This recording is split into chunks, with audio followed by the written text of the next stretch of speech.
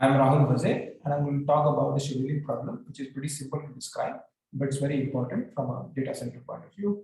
This is joint work with Jaykrishnan and I at IIT Bombay. To set the stage, we're going to look at a very simple setting where there is a single server and jobs arrive over time. The metric of interest for each job is its flow time, which is defined as the departure time minus the arrival time.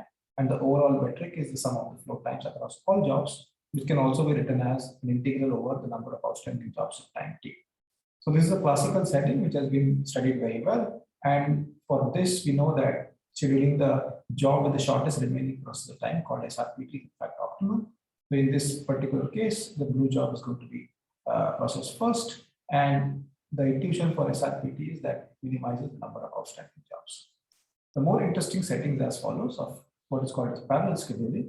So suppose there are K servers, K parallel servers, and any job can be assigned to all of them at the same time. That is by splitting them into K possible pieces. Now, the interesting setting is what is called as the fully parallelizable job setting, where if you plot the per job speed, which can be assigned, which can be extracted by assigning the job to the number of servers.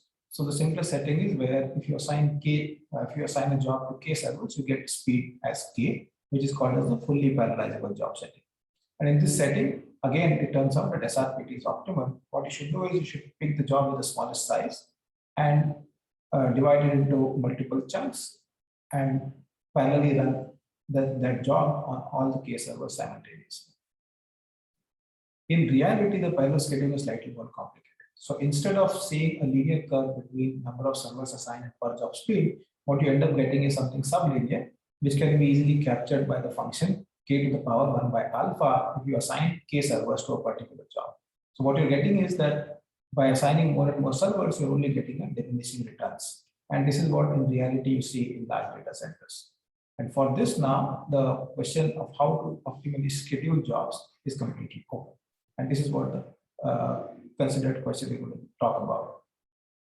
So in prior work, in last year's performance, for a special setting where all jobs are available at time 0, the following algorithm was shown to be optimal called HESRPT. What it does is as follows. So all jobs are going to get non-zero speed, while shorter jobs get more speed, which is quite intuitive.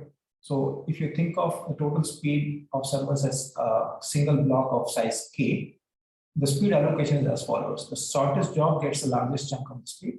The next shortest gets the next largest chunk of the speed, and this largest remaining job gets the smallest amount of speed. In particular, if n of t is the number of outstanding jobs at time t, and for the ith shortest job, the speed to be obtained is given by the following function. So the first question we wanted to ask is, this particular HESRPT seems to require the knowledge of job sizes. Can a simpler algorithm, which is known as EQUI, what can it do with respect to the optimal algorithm? So with EQUI, again, assuming all jobs are available at time 0, EQUI assigns all jobs equal speed. So in particular, the blue, red, and the green jobs are going to get identical speed. So what we're able to show is that the approximation ratio of EQUI with respect to the optimal algorithm is given by this particular expression, which is a function of alpha, which is the speed up curve, the sublinear speed up curve with respect to number of servers assigned. The advantage of EQUI is that it is very simple to implement. It is job size agnostic, and one can easily implement it in practice. And this is also a stepping stone for what we're going to see next for the online case. So the real problem is what is going to happen if jobs arrive over time. So that is what is called as the online case, where jobs are arriving over time at arbitrary time instance, as well as the job sizes are arbitrary. So the metric for online algorithms is typically considered the competitive ratio, which is defined as the ratio of the cost of an online algorithm, which works with causal information, and compares it with respect to an offline optimal algorithm, which is allowed to know the input in advance and can compute the best possible algorithm. And we not only we take this ratio, but we also look at the worst possible ratio with respect to the worst case input.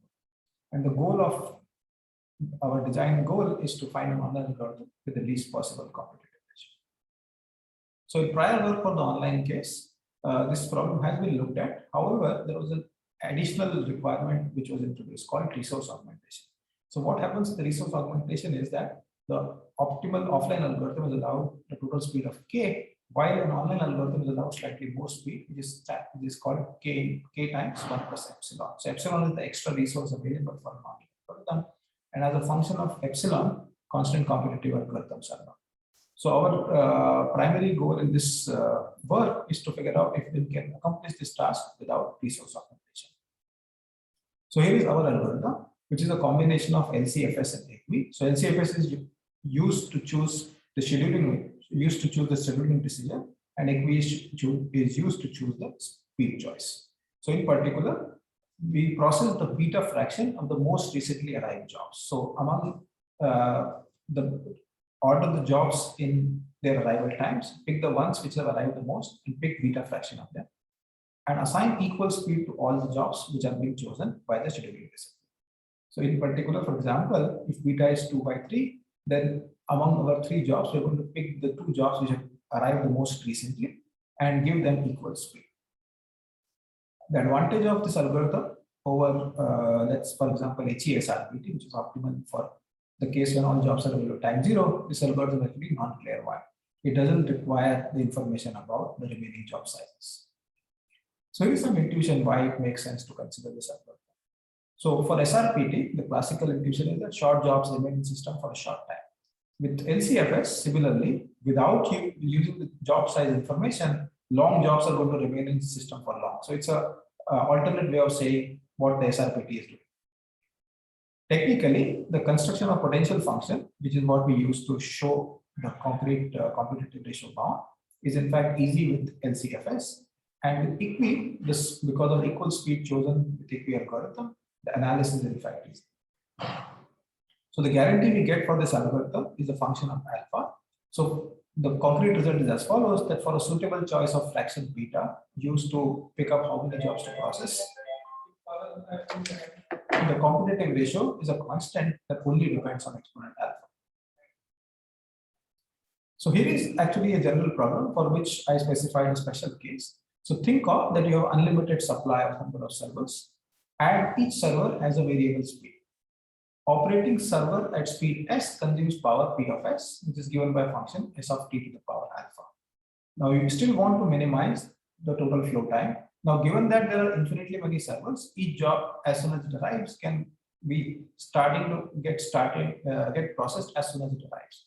So the interesting constraint we would like to put is that the sum power used at any point of time across all the servers is bounded, and in particular be described by a script p. So the decision variable, the only decision variable required here is what is the speed of each server to process a particular job. It could depend on its job size or any other parameter.